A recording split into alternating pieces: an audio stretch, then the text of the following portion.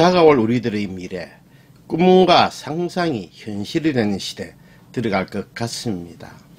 그러나 이 시대엔 성경과 하나님이 보이지 않고 성경과 하나님이 존재하지 않습니다. 저는 2018년부터 제4차 산업혁명에 대한 정체를 밝히면서 교회의 위기에 관련한 책을 계속 저술했고 알려왔습니다. 이 4차 산업혁명의 정체는 하나님 없는 새로운 세상을 인간이 만들어가는 무서운 혁명이라고 알렸습니다. 모두에게는 신세계의 도래와 같은 꿈과 상상이 현실이 되는, 다시 말하면 우리가 가졌던 꿈, 상상, 꿈으로만 생각했고 상상으로만 생각했던 모든 것들이 실제가 되는 그러한 시대, 이런 세상이 다가온다라는 사실을 세상 사람들에게 각인시켜 가면서 이 세상 모든 사람들을 제4차 산업혁명에 길들여지도록 했습니다. 이 4차 산업혁명은 디지털 인간화를 만들어 갑니다. 디지털 인간이라는 것은 자연인인 휴먼 1.0이 사라지고 휴먼 2.0의 시대, 즉 제4차 산업혁명과 걸맞는 새로운 인간의 시대, 이것을 우리가 디지털 인간의 시대라 볼 수 있는데, 이렇게 인간의 정체성이 바뀌면서 새로운 트랜스 휴먼으로 살아가는 세상이 될 것이다 라는 이야기를 하면서, 이런 시대에 들어가면 하나님의 존재와 성경의 모든 가르침이 무너지고 거짓이 될 수밖에 없다라는 사실을 계속 경고해 왔습니다.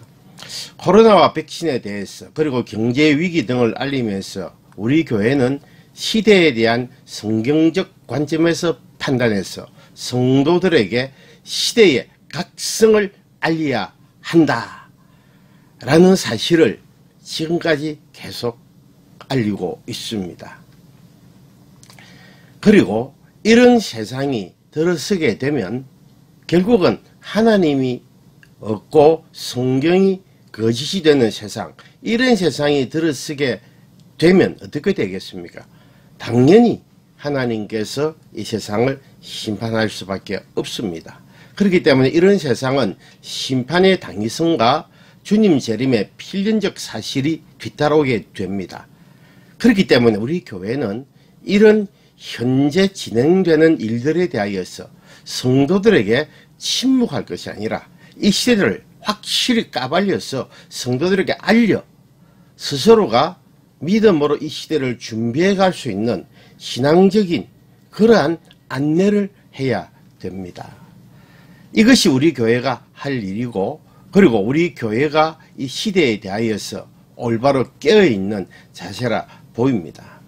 그러나 교회는 아직까지도 여전히 요지부동입니다. 신학교 교단들, 총회, 기독교 방송, 기독교 단체 등 그 어느 곳에서도 시대의 경성을 촉구하는 성경적 메시지를 들을 수가 없습니다. 이 대부분이 새로운 시대에 대한 교회의 성장과 부흥에만 여전히 관심이 있습니다.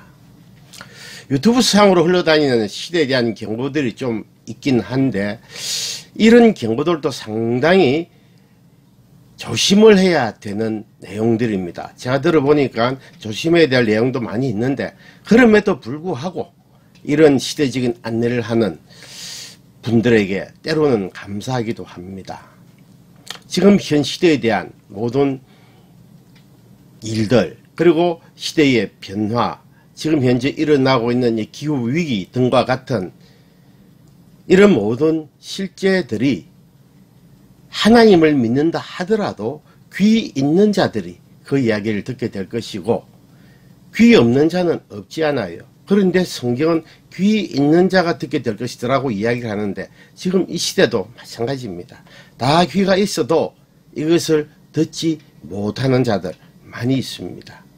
하나님께서 귀를 여는 자들은 지금 시대의 메시지를 들을 수 있을 것이고, 그렇지 못한 자들은 여전히 시대와 한 몸으로 굴러가게 될 것입니다. 우리는 2000년대 이후의 출생자를 MZ 세대라고 부르는데 2010년 이후의 출생자를 알파 세대라 부릅니다. 알파 세대.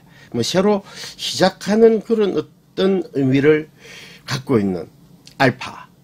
그런 뉘앙스를 확인할 수 있습니다. 이 알파 세대란 완전한 디지털 시대, 온리 디지털 시대에 태어난 사람들을 말합니다. 이들은 4차 산업혁명의 모든 결과물들을 그대로 받고 살아가는 디지털 시대의 주도적 사람들이 됩니다.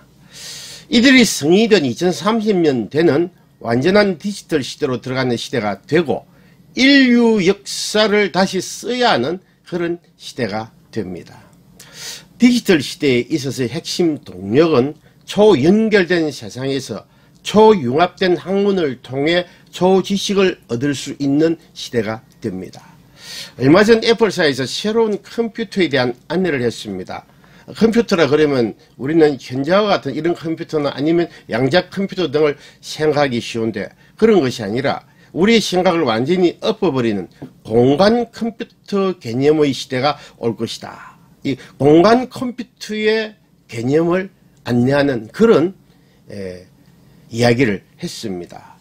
공간 컴퓨터, 이게 무슨 말이냐면 지금 우리가 이 데스크 책상에 앉아서 데스크탑이라든가 아니면 노트북을 들고 노트북이라든가 아니면 핸드폰을 들고 아니면 컴퓨터에 여러 많은 기구나 보조장치들을 통해서 컴퓨터 작업을 합니다만 앞으로의 시대는 우리의 모든 공간이 컴퓨터가 된다라는 개념입니다.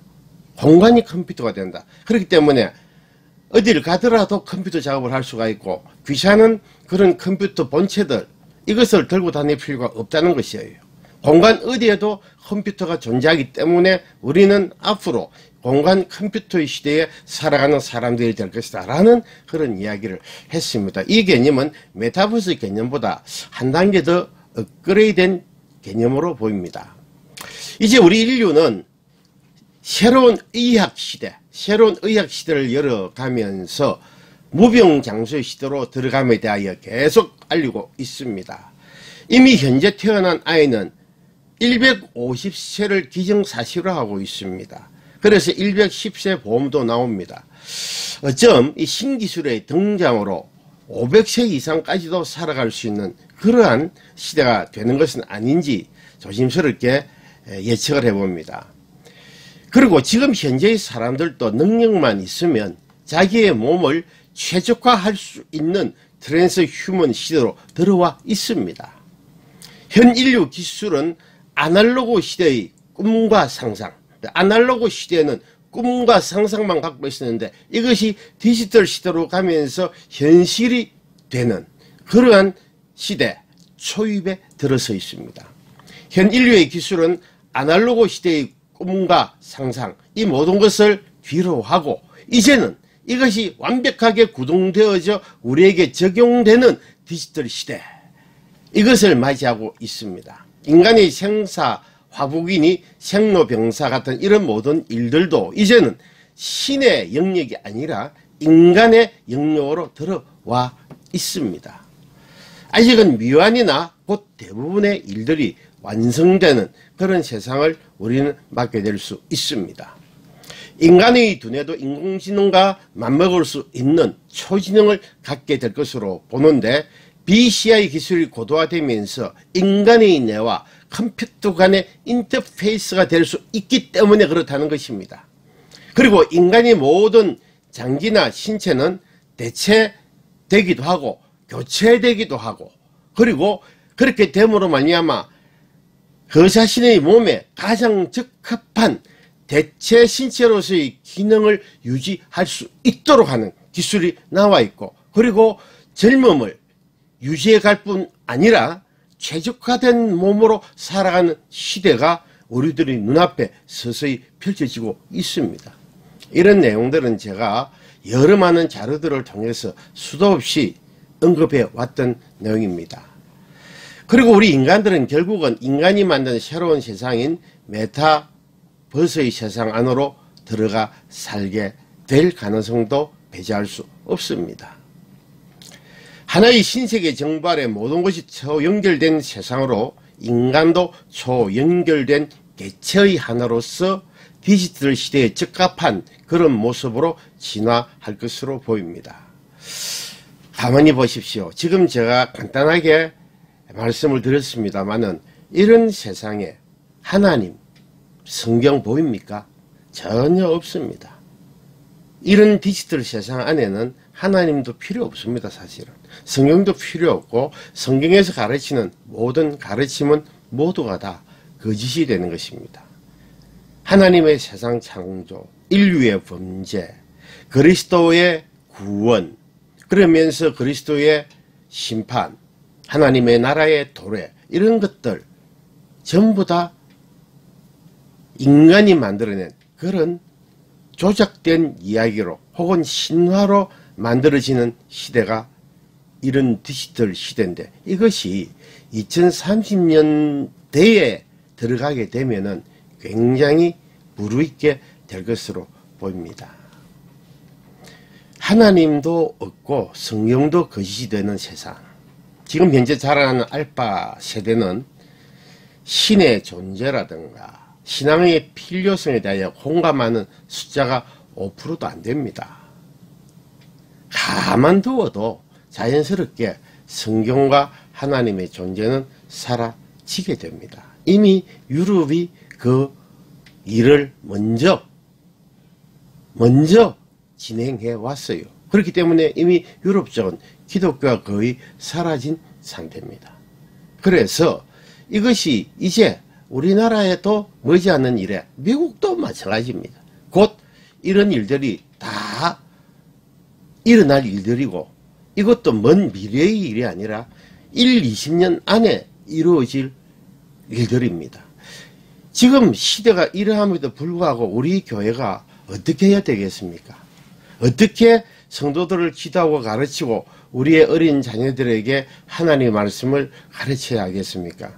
굉장히 어려운 일인데, 우리 교회가 이런 시대를 따라가면서 이 시대에 젖어가도록 성도들을 지도해서는 안 된다는 것은 확실합니다. 분명합니다. 그렇기 때문에 성도가 지금의 시대와 싸워서 이겨갈 수 있는 힘과 믿음이 성장하도록 교회는 지원을 해줘야 됩니다. 방법은 많이 있겠습니다만은 이것은 상당히 참 어려운 일이기도 합니다. 그러나 우리는 이런 일들을 반드시 해야 되고, 지금 우리 교회가 이 시대의 급변함에 대하여서 성도들이 신앙을 지키고 이 시대를 바라보면서 시대를 이겨가고, 그리고 이런 시대가 오지 않는다.